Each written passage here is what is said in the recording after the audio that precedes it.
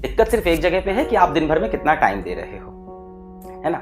जैसे आज एक बच्चे से मेरी बात हुई, उसने बोला वो 13-13 घंटे सच में पढ़ रहा है, यकीन बैच का ही है, 13-13 घंटे सच में पढ़ रहा है और टेस्ट के अंदर भी कंसिस्टेंटली अच्छा स्कोर कर रहा है, 620 नंबर स्कोर करता है, कभी 640 स्कोर कर दे रहा है, 530 तक भी गया है, उसका लोएस्ट स्कोर 530 रहा है।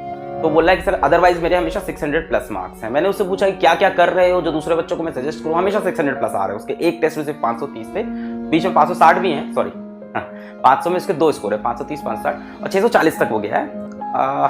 तो उसने मेरे को बोला कि सर मैं 13 घंटे पढ़ाई करता हूँ पहली चीज, और मेरा कोई डाउट नहीं बचता है। मैंने पूछा कैसे डाउट नहीं बचता है, उसने बोला लेक्चर सारे फॉलो करता हूँ, जो आप लोग बोलते हो डीपीपी लगाता हूँ, डीपीपी के सोल्यूशन।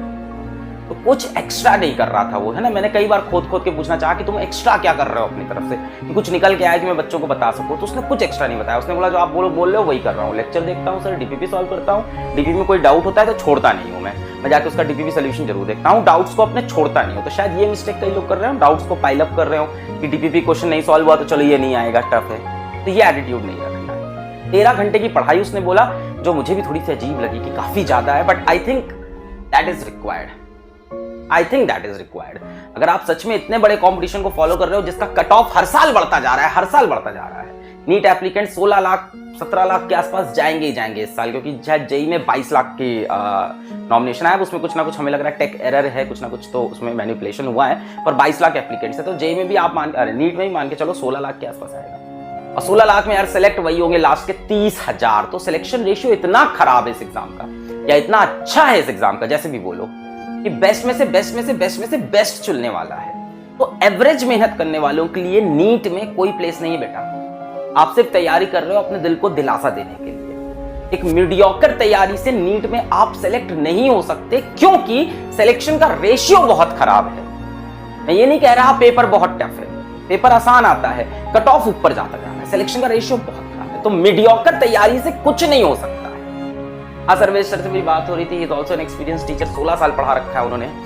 तो उन्होंने एक बड़ी चुभने वाली लाइन बोली, बहुत चुभने वाली, बहुत चुभने। तैयारी तो बच्चा बड़ा मस्त रहता है, ये वो है, हाँ ये भी कर लेते हैं, ये छोड़ देते हैं, ये कर लेते हैं, छोड़ देते हैं, मतलब बड़ा मस्ती से जीवन जीता है। और जब रिजल्ट आता है ना, तो उसके बाद सारी मस्ती खत्म होती है। बट वो ऑफलाइन के टीचर बता रहे थे कि रिजल्ट के बाद फिर वो अपने पेरेंट्स के साथ आता है, सर मैंने कहाँ गलती की।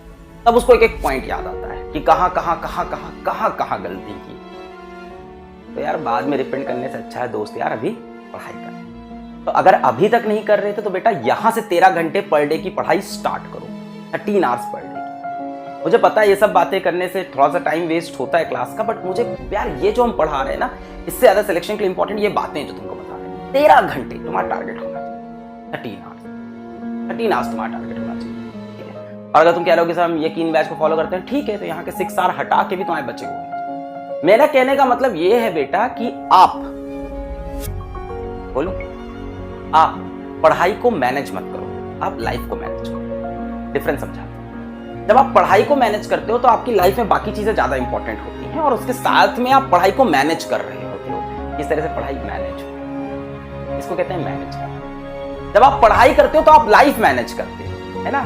कि सुबह के 12 बज गए, आप ब्रश करना भूल गए, ये कहते हैं लाइफ मैनेज हो रही है। अच्छा चलो 12 बजे ब्रश कर लेंगे, मैनेज हो जाएगा। खाना खाना भूल गए, शाम के 4 बजे खाना खा लिया, लाइफ मैनेज हो रही है। सोना ही भूल गए, रात को 2 बजे सो रहे हैं, किसी तरह से चलो 2 से 8 सो लेंगे। इसको कहते हैं लाइफ को मैनेज करना और पढ़ाई करना। आप में से ज्यादातर लोग इसका अपोजिट कर रहे हो। आप पढ़ाई को मैनेज करते हो कि चला लेते हैं यार, 4 घंटा अभी पढ़ लेंगे, 2 घंटा तब पढ़ लेंगे, फिर सो जाएंगे, है ना। जैसे कई बच्चे कहते हैं शेड्यूल क्या होना चाहिए पढ़ने का, किस टाइम पढ़ूं, क्या ब्रेक लूं, ये नहीं सोचना है।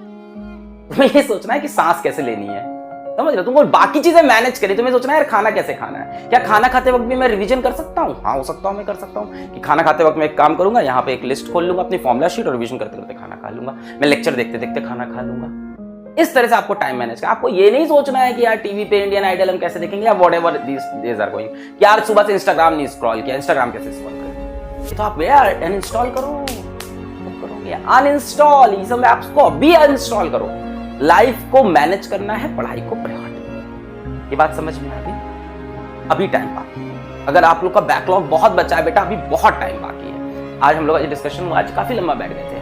तो आज तुमको ये भी बताऊं कि आज मेरा आदित्य आनंद सर के साथ डिस्कशन हुआ यकीन में फिजिक्स के रिवीजन को लेकर। आदित्य आनंद सर ने नीट के लिए 5 साल पढ़ाया हुआ है, 5 साल उन्होंने नीट के बैचेस पढ़ाए हैं एक बहुत बड़े इंस्टीट्यूट में जो जिसका पर्यायवाची आसमान होता है, तो वहाँ पे जयपुर में उन्होंने 5 साल पढ़ा रखा है। उसके पहले एक और में पढ़ाया है जो कि क्रिश जी का एक ऑल्टरनेट नाम होता है, उस कोचिंग में भी उन्होंने पढ़ाया है, ठीक है। वहाँ पे तरुण सर ने भी पढ़ाया हुआ है।